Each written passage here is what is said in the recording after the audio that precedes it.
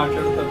ఇజ్రాయెల్లో కొంతమంది ప్రవక్తలు లేచి వచ్చి ఇజ్రాయెల్కు దేవుని కోపము, దేవుని ఉగ్రత, దేవుని శిక్ష రాబోతున్నా, వారు శత్రువుల దేశముకు బానిసలకు కొనిపోబడబోతున్నా, వారు తప్పిదములో పాపములో ఉన్నా వాటిని కప్పిపుచ్చంట ఎలాంటి బోధలు, ఎలాంటి ప్రవచనాలు చెప్తున్నారంటే ఈ ప్రవక్తలు, అబద్ధ బోధకులు వచ్చి మీకు సమాధానం, మీకు శుభము, యెహోవా మిమ్మల్ని ఆశీర్వదించబోతున్నాడు అంటారు. అసలు దేవునికి కోపం వస్తుంది వాళ్ళ విషయంలో. దేవుడు వాళ్ళని శత్రువులకు అప్పగించాలనుకుంటుంటే అబద్ధ బోధకులు వచ్చి ఏం చేస్తున్నారంటే దేవుడు మిమ్మల్ని దీవించబోతున్నాడని చెప్తున్నాడు.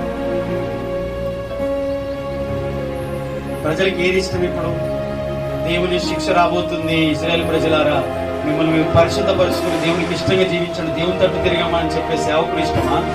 మీకు సమాధానం కలగబోతుంది, దేవుడు మిమ్మల్ని దీవించబోతున్నాడు అని చెప్పే సేవకులంటే ఇష్టం. వాళ్ళకి అనుకూలంగా మాట్లాడే సేవకులు అంటేనే వాళ్ళకి ఇష్టం. దేవునికి అనుకూలంగా దేవుని ప్రణాళికను, దేవుని చిత్తాన్ని, దేవుని ఉద్దేశాన్ని ప్రజలు